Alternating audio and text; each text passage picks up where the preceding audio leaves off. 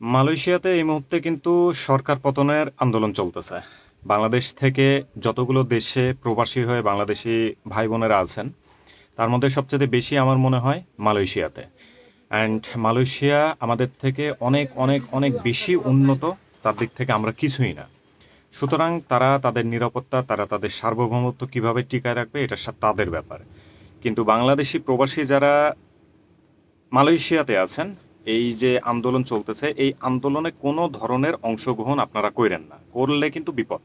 কারণ তাদের তথ্য প্রযুক্তি অনেক হাই। কোথায় থেকে কি স্ট্যাটাস কে দিচ্ছে, কোন ইশারা ইঙ্গিতে দিচ্ছে, এটা বের করা খুব খুব সহজ তাদের জন্য। বাংলাদেশের জন্যই সহজ, তাদের জন্য তো আরোই সহজ। সুতরাং এই আন্দোলনটা ওরা করতেছে, ওরাই করুক। শুধু শুধু বাংলাদেশি অন্য অন্য প্রবাসী যারা যাইতে ইচ্ছুক বা বাংলাদেশিদের জন্য প্রবাসীর এই সেক্টরটা যাতে কলঙ্কিত না হয়, সেই দিক থেকে আপনারা কখনোই আম মালয়েশিয়াতে যে আন্দোলন হচ্ছে, এই আন্দোলনে অংশগ্রহণ করেন না। সেটা ডিজিটালি হোক, কোনো পোস্টের মাধ্যম দিয়ে হোক, কোনো পোস্ট শেয়ার করা, কোনো উক্তি দেওয়া, কোনো ইশারা দেওয়া, কোনো কিছুই করেন না।